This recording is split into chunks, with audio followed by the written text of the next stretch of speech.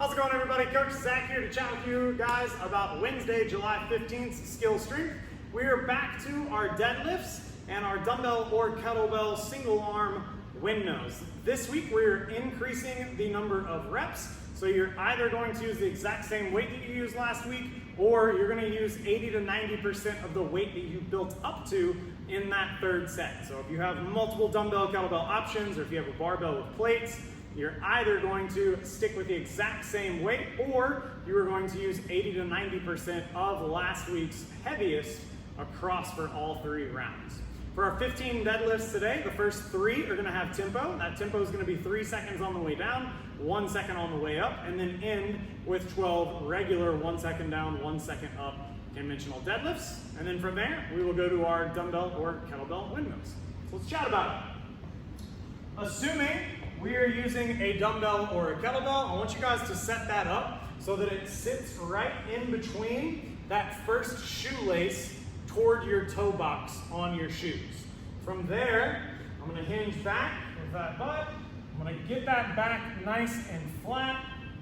This is gonna be my good setup position. So knees at or slightly behind that elbow. That back is nice and active. I have tension in my hamstrings. From here, I'm gonna come up, squeezing my butt and my quads, and I'm gonna come down, 2, 3. As soon as it touches, I'm right back up for 1. That's a big key that we didn't really touch on last week. As soon as your dumbbell, kettlebell, or barbell touches the ground, you're immediately driving right back up into that next rep. We don't wanna lose tension and rest at the bottom of a rep. We're trying to build muscle here in these higher rep schemes. So as soon as you hit the bottom, explode right back up to the top of that next one. From there, we're going into our kettlebell or dumbbell windmills. The way I like to set these up, I'm gonna go ahead and punch straight up toward the ceiling. That bicep is starting by that ear. From here, I'm gonna go ahead and turn my feet 45 degrees, and I'm gonna take a small baby step forward with that front foot and add a little bit of a bend. From here, this hip is gonna stay exactly where it is, and so is this leg.